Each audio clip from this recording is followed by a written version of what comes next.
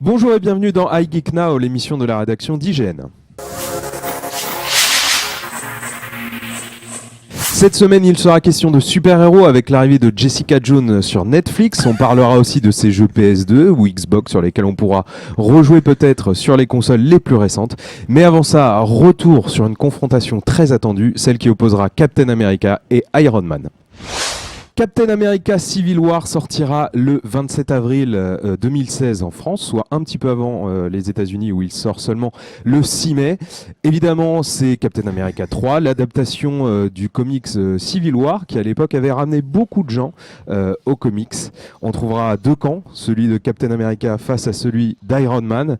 Messieurs, après la première bande-annonce qui a été diffusée cette semaine, est-ce que vous avez choisi votre camp ? Pas mal. Alors franchement, bravo. Déjà, on s'arrête là-dessus. Bravo. C'est pas des applauses là, on insère. Et pendant, il faut mettre ça, ouais, c'est clair. Non, bah écoute, moi j'ai trouvé ça sympathique. Ouais. Mais pas aussi dingue que ce que je l'imaginais. Je pense qu'on sera à peu près tous d'accord pour dire qu'on attend un conflit d'envergure extraordinaire. Et là, on a senti que c'était un problème entre deux potes. Ouais. Et c'est ça, je pense, qui déçoit un petit peu. Je pense que c'est pareil pour toi, Erwan, ce ressentiment-là. Qu'est-ce qu'on y voit d'ailleurs dans cette première bande-annonce, Erwan, pour ceux qui ne l'auraient pas vu? Des bros, les bros, quoi, des dudes, quoi, les mecs qui se tapent dans le dos et puis qui se tapent sur la gueule parce que tu vois, c'est Fight Club un petit peu. C'est viril, c'est l'amitié. Bah, on trouve un vieux bro, on celui sait de aussi qu'il y Captain a quand même America. beaucoup d'autres personnages, donc on a Qui encore beaucoup de choses à apprendre. Faut pas oublier que voilà, si peut-être que le marketing est à la mode où on cache l'histoire un peu comme Star Wars et on présente les personnages. On en montre beaucoup. C'est pas pareil. En ce moment, c'est plutôt ça. En ce moment, c'est un peu la déferlante. Star Wars. Ouais, Star Wars sur l'histoire. Ah oui, non, mais c'est vrai qu'il y a de plus en plus d'images. Ouais, mais il y a beaucoup de spoil. Enfin, mais restons sur les super-héros Marvel. Je pense que c'est le même marketing. On va pas connaître l'histoire tout de suite. Alors, moi je suis d'accord, mais j'ai peur quand même qu'il y ait tellement de héros en fait que j'ai l'impression que ce soit un espèce de melting pot, c'est-à-dire que t'as l'impression que t'en enfonces dans le film, tu vois, jusqu'à ce que ça craque. Et j'ai peur que peut-être ça déforme un petit peu l'histoire d'origine. Je sais pas, j'ai pas tous les détails. Toi, tu la connais, il me semble. Justement, le reproche de certains fans, c'est que contrairement aux comics, il n'y aurait pas du coup assez de super-héros. Okay. Là, on se retrouve avec une équipe donc où il y a Captain America et qui est alors avec la Veuve Noire, on sait pas si elle joue les agents doubles entre l'équipe d'Iron Man. On sait pas, mais il y aurait le Faucon avec lui. Ouais, tout à fait. Il y aurait de Faucon aussi, l'archer, Bucky, le soldat de l'hiver, donc qui était avant un méchant, encore avant un gentil, et qui redevient un gentil, qui va être visiblement au cœur du conflit aussi entre Captain America et Iron Man. Est-ce que c'est ça dans le comics aussi ou pas? Non, la part de Bucky n'est pas du tout le sujet dans le comics. Et l'autre équipe? Alors il y a aussi Ant-Man dans l'équipe de Captain America. Exact, mais il est tellement petit, on l'a pas vu dans le trailer. Sachant que Spider-Man devrait peut-être faire sa première apparition, on verra s'il apparaît déjà en tant que super-héros. Et du côté d'Iron Man, on a War Machine, évidemment. On a du nouveau aussi avec la Panthère Noire. Ouais, exact, qui a l'air classe d'ailleurs. Voilà, et on a Vision. Oui, Vision, qu'on n'a pas vu dans le trailer. Arrivé dans Edge of Ultron. On l'a pas vu du tout dans le trailer. Qu'est-ce que vous trouvez que l'équilibre des forces déjà est équitable? Logiquement non, avec Vision, ça doit. Tu crois toi? Moi je pense qu'ils sont tous rasés de l'autre côté, mais voilà, après ce qui est cool c'est effectivement cet affrontement entre les deux, mais au-delà de ça, voilà, c'est effectivement qu'on s'attend à un truc de dimension. Moi Civil War, ça veut dire Civil War quoi. Ouais, là, ça fait et là on a l'impression que c'est un club de potes qui se tapent sur la gueule quoi. Et c'est vrai que ça manque peut-être de l'envergure que d'autres mauvais, peut-être moins bons films, mais genre la guerre des X-Men ou voilà, il y a des mutants partout quoi. Donc, alors on sait que dans le comics il y avait vraiment c'était tous les héros Marvel à l'exception des X-Men qui étaient mis de côté pendant cette histoire. On le sait que les réalisateurs aussi l'expliquent pour une adaptation qui se veut quand même grand public, c'est les frères Rousseau qui sont en charge de cette adaptation. Mettre autant de super-héros que dans le comics, complexe, hein. Ça pourrait perdre les gens. Mais déjà, je pense que ça va les perdre. Oui, déjà. Et parce que déjà, il y en a certains qui n'ont pas vraiment été introduits. Non, dont Black Panther, mais c'est justement Panther. son intronisation avant son film, en fait. Donc c'est aussi ça. Mais effectivement, je pense que quand même, les gens vont avoir le sentiment que c'est... On en met plein jusqu'à ce que le film craque, un peu comme Avengers en fait au final. Et finalement, ça risque de peut-être faire que les deux séries sont un peu... similaire, tu vois. Pour moi, il y a Captain America d'un côté, exactement, voilà. Mais il y a aussi des super méchants dans ce film. Il y a aussi de vraies menaces. Oui, il y a une menace, mais qui est encore. C'est le mec à moustache. Il y a une menace qui est encore assez peu claire. On sait il y a cette scène d'action là avec le mec avec son crâne, j'ai oublié son nom, qui est un méchant. C'est Dread. Bon, ça va revenir. Mais c'est vrai qu'on sait pas derrière qui tire. Il y a le baron Zemo, normalement, mais à savoir s'il aura vraiment un rôle si important que ça. Parce qu'on sait que, en tout cas, dans le comics Civil War, le problème qu'il y avait entre Captain America, c'était c'était le recensement des super-héros, c'est-à-dire à savoir si les super-héros doivent être libres et faire ce qu'ils veulent, ça c'était la volonté de Captain America, ou s'ils doivent devenir des sortes de super-policiers régulés par l'État, ça c'était le souhait d'Iron Man. Est-ce que ça sera vraiment le point de rupture entre les deux personnages? Ça reste à définir. C'est évoqué avec le général qui arrive, qui parle à Captain America au début, qui est en fait le général qui avait dans le général Hulk de 2008, Ross, voilà, c'est ça, qui s'occupait qui dans contrôlait Hulk déjà qui dans le comics dans les dernières versions était Red Hulk. Alors je pense pas qu'on aura Red Hulk cette fois-ci. On sait que Hulk aussi ne sera pas de la partie. Il a des aventures en cours avec Thor dans Thor 3. Voilà, donc ça peut être rigolo aussi. On sait que Chris Hemsworth a déclaré, l'acteur qui joue Thor, qu'il aimerait un ton un peu plus façon les Gardiens de la Galaxie pour l'épisode 3 de Thor. C'est vrai qu'un buddy movie entre Thor et Hulk, il faudrait quelque chose peut-être de plus léger. Dans le film Thor, faut trouver des trucs pour que ça soit mieux, c'est sûr. Ouais, tout à fait, c'est pas faux. Mais l'osmose marchait bien dans Avengers quand ils se foutaient un coup sur la gueule et que finalement ils s'entraidaient, c'était plutôt sympa, quoi. Bon, au final, c'est pas vous l'attendez ou pas? J'attends le prochain trailer, moi. Ouais, voilà, c'est ça, je suis d'accord aussi. J'attends le prochain trailer, peut-être juste avant Star Wars. On nous avait promis un trailer pour Star Wars, on l'attendait là, mais bon, il y aura peut-être un deuxième. C'est vrai qu'il est apparu un petit peu n'importe comment. Il est arrivé, on s'y attendait pas du tout. C'est possible qu'ils aient voulu contrer une possible fuite ou un truc comme ça. On sait qu'aux États-Unis, ça sera le trailer du prochain X-Men Apocalypse, qui sera diffusé avant Star Wars 7 le 18 décembre. On verra ce qu'il en est en France. Mais en attendant d'aller au cinéma, on va avoir encore d'autres choses sur Netflix à la télévision avec Jessica Jones, une super-héroïne Marvel qui débute là tout de suite en ce moment. Jessica Jones est un personnage assez récent finalement dans l'univers Marvel Comics, créé en 2001, donc quand on sait qu'il y a des personnages qui sont nés dans les années 40 ou 50, elle est toute jeune, créée par Brian Michael Bendis. C'est un personnage assez, inédit, assez différent de ce qu'on trouve d'habitude, parce que c'est une super-héroïne qui a décidé de laisser tomber ce job de super-héroïne, de couper les ponts et de revivre une vie normale. Elle est peut-être moins connue du grand public que beaucoup de super-héros, peut-être même moins que Daredevil. Est-ce que vous avez aimé la découvrir, Erwan et Emmerich? Moi, elle m'a un peu gonflé au bout d'un moment parce qu'elle est très. En plus, on le voit dans son passé, c'est une goth, quoi. C'est le petit ado. Quand elle est ado, c'est normal, mais là, elle l'a encore à son âge. Mais bon, quand on voit tout ce qui lui est arrivé, on comprend certaines choses, on pardonne certains comportements qui peuvent vite gonfler, quoi. Mais bon, elle est incarnée par Kristen Ritter, qui était donc un des personnages qu'on retrouvait dans Breaking Bad. Ouais, tout à fait. Voilà. Qu'est-ce que t'en penses, toi, moi, je trouve que c'est très lent à démarrer. Très honnêtement, ça m'a moins excité que Daredevil. Plus lent que Daredevil, donc t'as été moins accroché rapidement. Moins accroché. Mais Daredevil est quand même assez lent aussi. Mais je trouve que là, on est moins impliqué tout de suite. Il y a une raison simple à ça. Effectivement, son passé est expliqué au fur et à mesure. Donc il lui arrive des trucs, mais on sait pas trop pourquoi. Et je trouve que c'est moins bien amené que ce qu'on peut avoir sur Daredevil. Donc du coup, t'es moins tolérant, t'es moins patient, je trouve. Voilà. Après, il y a aussi des trucs qui sont un peu bizarres. Comme c'est une nana, quand elle utilise ses pouvoirs, et c'est assez rare au début, j'ai un peu de mal à y croire, quoi. C'est-à-dire que lorsqu'elle tabasse un mec ou lorsqu'elle frappe, surtout ça manque d'effet, quoi. Exactement. 2 ou 3 scènes. Et c'est toi qui effectivement. C'est vrai qu'on sort de scènes de combat de Daredevil au niveau du film The Raid où c'était vraiment très impressionnant. Et là on a deux personnages parce qu'il y a aussi Luke Cage qui est dans le coin. Voilà, Luke Cage donc qui sera le héros aussi d'une prochaine série Marvel. Lui aussi c'est un super héros. Il est introduit dans cette série. Et le truc de Luke Cage, c'est que lui-même n'est pas non plus impressionnant parce que c'est une baraque et qu'en fait son pouvoir c'est qu'il est indestructible. Donc quand on le frappe, si tu veux, les gens ça s'arrête. Mais il fait une démonstration et là c'est impressionnant. Moi j'ai pas été vraiment parce qu'il est là en fait. Et puis finalement il prend les coupes et en fait les mecs peuvent rien faire. C'est quand il fait sa démonstration à Jessica. Ah ok, donc c'est peut-être. Ah oui d'accord, ok. Ça, là c'est impressionnant. Ok, c'est impressionnant, mais c'est peut-être un peu trop. La manière dont c'est fait, moi c'était trop. Il y a beaucoup de choses qui sont. L'outil m'a un peu, si tu veux. Il y a beaucoup de choses dans cette série qui sont gros sabots. Ils placent les trucs genre bim et tiens. Mais elle, si tu veux, quand elle frappe, c'est pas forcément super crédible. Et lui, ne se bougeant pas non plus trop le cul parce qu'en fait personne peut rien lui faire pour l'instant.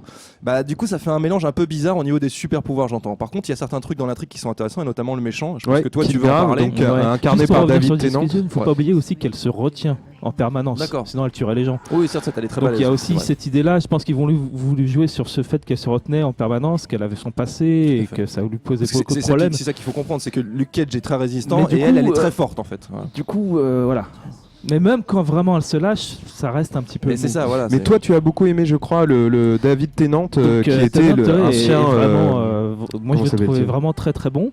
C'est vrai que toi apparemment il te fait Docteur rire, mais moi, il me fait marrer, ça fait aussi fait partie de son personnage parce que c'est pas un sadique complètement sadique, il a ce côté humain ridicule et aussi pathétique qui se développe sur la série. Au début, oui, il est glaçant et t'as l'impression que c'est ce type super intelligent qui va tout contrôler. Mais tant que tu le vois pas, en fait, tant que tu le vois pas, il est glaçant et tu te dis c'est un personnage hyper classe parce qu'il a un pouvoir qui est super classe. Voilà. Sans vouloir le spoiler, son pouvoir est super classe. Mais quand tu le vois, en fait, la première fois, la confrontation avec Jessica, mais c'est voulu.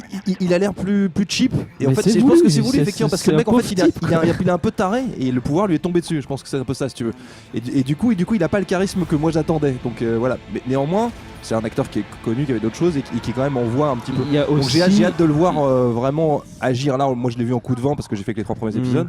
Mais il y a du potentiel, mais pour l'instant, il n'est pas aussi charismatique que ce que j'ai. Il y a aussi le problème que son personnage avant c'était Doctor Who, enfin beaucoup de gens le connaissent comme ça, donc le perçoivent vachement différemment. Ah, c'est sûr que c'est pas la même chose là pour le coup. Et pour finir sur Jessica Jones, est-ce que vous trouvez pas, moi c'est la sensation que peut-être j'ai eue, qu'il est un peu dommage qu'on reste exactement, même en plus sombre, dans le même registre que Daredevil. Je sais que par exemple, moi quand je vois le personnage de Luke Cage, qui a été vraiment un personnage né de la blaxploitation dans les années 70, est-ce qu'on peut comme ça pour la série. Bah voilà, justement, moi c'est la question que je me pose. Est-ce qu'on peut pas s'imaginer que à chaque personnage un genre un peu différent et que finalement on est trop dans la veine de Daredevil? C'est une série féministe. Parce qu'il y a aussi les histoires du couple lesbien qu'on a un peu de mal à tenir sur la longueur, qui divorcent. L'histoire de Jessica Jones, c'est une histoire de viol, tout simplement. C'est mental, mais c'est du viol. Et la plupart des personnages sont féminins, la plupart des ennemis sont masculins. C'est une série féministe. Donc c'est vrai que c'est un propos. C'est un agenda qui est un peu lourdingue des fois, qui vraiment se pose. Un propos assez fort, un peu plus fort que ce qu'on peut voir au cinéma par exemple, où c'est vraiment plus popcorn et c'est surtout énumération. Là, il y a super plus de comment on le traite au cinéma, si tu veux. Sur un film, ça va faire le tour du monde. Sur une série, c'est peut-être un peu plus intimiste et c'est même si ça va quand même toucher tout le monde. Mais je veux dire, ça va être plus sur des gens qui sont déjà fans du truc, quoi. Et l'autre truc qu'il faut voir, c'est que c'est le même univers aussi que Daredevil. C'est quand même Hell's Kitchen, etc. Donc c'est normal qu'il y ait des repères et cette tonalité noire que tu retrouves. C'est un peu logique que ce soit la même. Mais je suis d'accord avec toi, ça serait bien. C'est normal aussi. Même si vous allez avec son sujet, son thème. Si vous allez à Hell's Kitchen aujourd'hui, vous verrez que ça ne ressemble pas du tout à l'univers de Daredevil. Et vous croiserez pas Jessica Jones. Enfin voilà pour Jessica Jones, la première saison est donc disponible sur Netflix. Netflix, peut-être que vous regardez grâce à votre console de jeu. Sur les consoles de jeu, Xbox One ou PS4, on joue bien sûr au dernier jeu, au graphisme qui tue, mais maintenant, grâce à la rétrocompatibilité, on peut déjà sur Xbox One jouer à des jeux Xbox 360 juste en mettant son disque, et il est fait état de jeux PS2 qui devraient arriver sur PS4. Qu'est-ce que vous en pensez, vous ? Est-ce que vous avez l'impression que c'est une bonne chose ou vous êtes un peu, par exemple, sur cette idée des jeux PS2, on ne sait pas encore si ça arrivera sur disque ou si ça sera émulé ou est-ce qu'on pourra racheter des jeux ou quoi ? Quel est votre avis par rapport à ça ? Moi, je préfère l'émulation PS2 parce que la rétrocompatibilité, c'est trop dur à dire. D'accord. Ça me gonfle. L'émulation PS2, c'est bien. Mais moi, ça me fait rire. Je trouve que c'est un peu un scandale tout ça parce que ça fait des années qu'on nous bassine en nous disant que c'est pas possible et que c'est compliqué et que Sony néanmoins a fait un choix, c'est celui de nous reproposer les mêmes jeux via un téléchargement et de les repayer en fait. Et maintenant que Microsoft a trouvé une combine pour réutiliser les jeux Xbox 360 sur Xbox One, pas tous effectivement, mais ils sont en train de travailler dessus. D'un coup, Sony se réveille et dit bon, on va essayer de faire les jeux PS2 sur PS4. En gros, c'est un peu ça. Sauf que la différence, c'est que là, il y a un saut de génération. Ils avaient expliqué que c'était pour des raisons techniques que les jeux PS3 ne pouvaient pas tourner sur PS4. Pour l'instant, les jeux PS3 ne tournent pas. Moi, je pense que tout ça, le but, c'était de nous refourguer un maximum, enfin refaire payer un maximum à la caisse, et que là, d'un coup, avec des versions HD remake, par exemple, mais aussi avec des versions que tu peux. Final 7, on l'a vu à toutes les sauces. C'est vrai. Je veux dire, il est sur PS. Bon, c'est un jeu PS1, mais voilà. Et je me dis qu'en fait, au fur et à mesure, maintenant que Microsoft a dit bon, nous, on va faire la rétrocompatibilité, chose qu'à mon avis, ils n'envisageaient même pas du tout lorsqu'ils ont annoncé la Xbox One à l'E3 2013. Pas du tout. Là, du coup, Sony se dit bon, faut qu'on fasse quelque chose. Et là, tout le monde se réveille. Il y a une guerre de la rétrocompatibilité qui arrive. Et en plus, Microsoft a fait un super truc, c'est-à-dire que maintenant, quand vous êtes abonné Xbox Live Gold, lorsque vous avez une Xbox One, tous les jeux qui sont prévus pour la Xbox 360 dans l'abonnement Xbox Live Gold chaque mois sont compatibles Xbox One. D'accord. Donc je veux dire, c'est l'assaut absolue. Ils essayent quelque chose, Microsoft, de raccrocher les wagons parce que ils sont à la traîne par rapport à la PS4. Donc c'est de là que cette guerre vient. Et moi je pense que c'est un peu scandaleux parce qu'en fait avant tout le monde s'en foutait. Et là d'un coup il y en a un qui a pris le créneau parce qu'il est second. Et du coup tout le monde se dit maintenant effectivement faut faire de la rétrocompatibilité. C'est devenu le nerf de la guerre. Mais c'est quand même plus de jeux pour les joueurs, non, Erwan? Mais bien sûr que c'est cool. Oui, Donc, ça aurait pu être fait il y a longtemps et gratuitement. Un peu plus ridicule que scandaleuse, mais oui, c'est toujours bon à prendre. Après, la solution PlayStation, elle est un peu payante, pauvre, surtout quoi. C'est un peu triste. Oui, parce que là, ce qui est bien avec Microsoft, c'est mais... qu'on peut vraiment mettre son CD Xbox 360. Si t'as le jeu physique, tu le mets dans ta machine et ça part. De toute façon, la PS4, elle peut émuler de la PS2, mais elle n'a pas la puissance pour émuler de la PS3. Et ils n'ont pas la même structure, ils peuvent pas adapter. C'est pas le même travail que Microsoft. C'est ce qu'ils disent en fait. Mais moi, très franchement, j'aimerais qu'ils m'expliquent techniquement pourquoi quoi.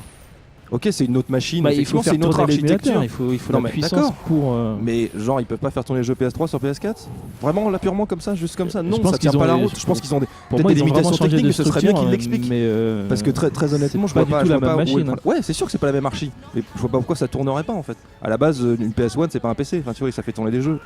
PS1, tu fais ou alors, il faudra vraiment qu'ils fassent un gros travail comme Microsoft. Moi, je connais pas les specs techniques qui nous bloquent en fait, et j'aimerais les connaître. Pas de mise à jour qui prennent une semaine. Xbox 360 à Xbox One, c'est du PC, ça reste du PC. Alors, mais je suis d'accord que c'est plus facile. La PS3, c'est pas du tout la même que la PS4. Mais je suis d'accord avec toi, mais j'aimerais qu'ils expliquent en fait. Windows.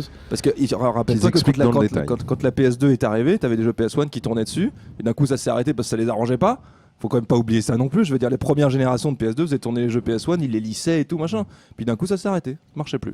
Bon, en tout cas, donc très franchement, il y a une guerre là-dessus, il y a une histoire de pognon. Et comme Microsoft a dit, nous on le fait gratos, je pense que Sony se réveille là-dessus. En tout cas, que ça soit une petite solution à la petite semaine, quoi. Que ça soit une super idée. Que ça soit sur Xbox One ou sur PS4, est-ce qu'il y a un jeu PS2 ou Xbox 360 auquel du coup vous aimeriez vraiment rejouer sur ces nouvelles plateformes? Comme tout le monde, Red Dead. Il y a un moment où faut être clair, quoi. C'est Red Dead Redemption, c'est le jeu que tout le monde a 100. Je pense pas que ça n'arrivera parce que c'est Rockstar. Et si ça se fait, c'est que si Rockstar le décide. Ils l'ont fait avec GTA 5, peut-être le feront-ils, mais pas tout de suite avec Red Dead Redemption ou alors Red Dead Redemption 2. Alors là, ce sera l'idéal sur les nets. Et toi, Erwan? Écoute, non, pas spécialement. Non, toi, tu vis dans ton temps. Il y a Ico, il y a Shadow of the Colossus, mais on a déjà des versions HD tout à fait remasterisées, donc payant aussi bien. C'est le problème. Aussi, c'est pas si cher que ça. C'est pas le problème d'être cher, c'est juste que je pense que tu peux le faire gratos en fait. Quand le mec a payé son jeu une fois, c'est pas la peine de les faire rebanquer une deuxième. Et bien vous savez ce qui est gratuit, c'est le petit plus. Et le petit plus, c'est maintenant. Le petit plus, c'est l'occasion pour nous de partager avec vous ce qui nous stimule en jeux vidéo, en film, en livre, en comics, en tout ce qu'on veut. Erwan, on va commencer avec toi. Quel est le petit plus de la semaine? Un animé, et c'est pas toujours gratuit. Le petit plus, là, il est payant. C'est un animé le petit plus qui arrive gratuit, en France. en fait, si on le paye sur Wakanim, c'est la série Lupin the Third. Donc Wakanim qui a un site de streaming légal en ligne. Du streaming légal avec du simulcast pour tous les derniers animés. En temps réel, comme ADN ou Crunchyroll. Ça sort au Japon, c'est déjà en France. Alors c'est sorti au Japon en septembre et c'était une exclusivité italienne au début en août, donc avant, parce que c'est sûrement eux qui ont payé. Surtout qu'on voit dans les épisodes que l'Italie c'est le meilleur pays du monde et que c'est la meilleure bouffe et les plus belles femmes, quoi. Mais bon, ça reste du Lupin, quoi. Cette guerre de la cambriole, c'est cool de pouvoir le retrouver avec son vrai nom en France. Maintenant que les ayants droit ont dû lâcher l'affaire. Edgar Lupin, Arsène Lupin, pardon. Qui ne voulait pas que Lupin devienne... Lupin de sorte parce qu'il était trop salace. Voilà, il ne pouvait pas être le petit-petit-fils de Lupin. D'Arsène Lupin. Mais cette nouvelle série arrive en France, donc le 3 décembre sur Wakanim. Ils vont essayer de pousser la diffusion pour rattraper leur retard et puis faire du simulcast dès janvier, donc ils prennent ça au sérieux. Et voilà, c'est cool de le retrouver. Si vous aimiez Edgar à l'époque, il n'y a pas de souci de continuité. C'est une nouvelle série. C'est toujours de la gaudriole, des braquages. Qui fait vidéo. En plus, ça introduit un nouveau personnage qui est assez intéressant, qui est vraiment une sorte de contrepartie à la fois pour Edgar et Fujiko. Donc une nouvelle romance peut-être. Une nouvelle pin-up, quoi. Donc, ouais, aussi. D'accord. Et puis en plus, c'est très beau, c'est assez bien les animé. Décors sont vachement bien. Les voilà. décors sont très fouillés, l'animation est correcte, normale pour du Lupin. Ça change de ce qu'on peut voir dans d'autres séries peut-être un peu plus commerciales. Dragon Ball Super, je pense. Pas ce que tu dis.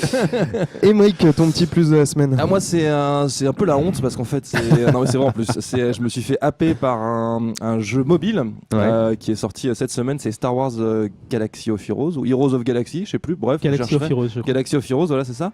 Et en fait, c'est développé par EA et c'est un jeu qui fait penser au combat de Final 7. Tu vois un peu, avec des Jedi et tout l'univers Star Wars. C'est un free-to-play. Et donc dans l'idée c'est cool parce que tu utilises les pouvoirs. Quand tu dis au combat de FF7, c'est genre tour par tour. Exactement, RPG, tour par tour, aligné en fait tactique. avec des personnages. Tu peux aller jusqu'à 6 persos, je crois, ou 5 ou 6. Tu récupères plein de persos de la saga que tu customises un petit peu. Tu leur donnes ils récupèrent de l'expérience. Tu te bastonnes contre eux. Tu as des fights clés de la saga, mais tu as aussi t'affrontes des troopers, des séries de troopers avec un boss, avec des généraux de l'Empire, etc. C'est super cool et tout. Bon, le problème c'est qu'évidemment faut banquer un moment pour pouvoir continuer à jouer, même si globalement on te fait attendre très peu de temps. Et tu peux quand même jouer toutes les 2 minutes, toutes les 3 minutes, donc c'est pas le souci. Mais je me suis fait avoir par un jeu mobile et c'est ça le problème. Est-ce qu'il y a des invocations comme dans FF7? Est-ce qu'il y a un Chewbacca géant? Non, mais par contre, tu vois, ils ont des rôles. Jar Jar. Non, sûrement. Mais Chewbacca est un tank, donc il encaisse les dommages. Tu vois, par exemple, t'as ceux qui font des plein de dommages et t'as genre Darth Maul, il est là pour faire plein de dommages. J'imagine que Leia est une healeuse. Par exemple, voilà, je l'ai pas encore eu, mais t'as des Jedi healers, etc. Et c'est vachement cool en fait parce que t'es dans l'ambiance et c'est vachement bien fait. Tu joues les Jedi et les méchants et. Non, tu joues en fait tous les gars de l'Alliance, pardon. De la rébellion, mais après tu peux changer de côté et passer du côté Empire. Donc maintenant j'en suis pas encore là, mais le truc est plutôt cool, c'est sympa et c'est gratuit à la base, donc c'est vachement sympa, mais je me suis vraiment fait avoir par un jeu mobile et ça marche, et c'est le phénomène Star Wars, le rouleau compresseur quoi, et je me fais broyer et ça me rend fou. J'aimerais bien me rebeller mais j'ai du mal. Star Wars Galaxy of Heroes, donc sur iOS et Android. Je crois que c'est sur Android aussi. iOS c'est sûr, et Android on vérifiera. C'est dans la news je crois de toute façon. Et moi mon petit plus, c'est aussi un jeu qui se joue sur un navigateur. Ça s'appelle Japan Sumo Cup. Ça c'est honte aussi. Moi j'adore. Vous connaissez peut-être Japan World Cup, il me semble, qui est un jeu vidéo assez bizarre de course hippique dans lequel c'est un n'importe quoi général. Et ben là c'est une reproduction, mais avec en petit plus, en bonus, les personnages de Street Fighter. Donc vous incarnez un sumo, de vrais sumo. Il y a un beau choix de Yokozuna à choisir. Et donc vous êtes jockey avec ce sumo et vous combattez dans des courses hippiques face aux personnages de Street Fighter. Ça va de Chun-Li, Ryu. Parce que c'est bien, mais c'est épique, c'est tout ce que tu veux. Et ce qui est très bien, c'est que alors le gameplay, c'est une sorte de jeu de rythme. En fait, on doit avec les flèches suivre le rythme pour faire avancer son canasson. C'est ça.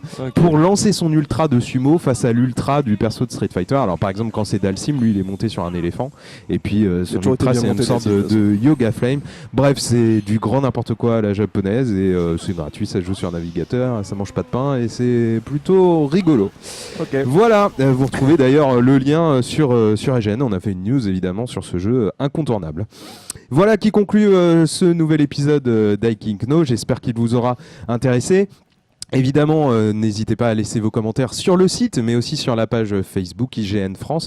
Et vous pouvez aussi nous retrouver sur Twitter @IGNFra.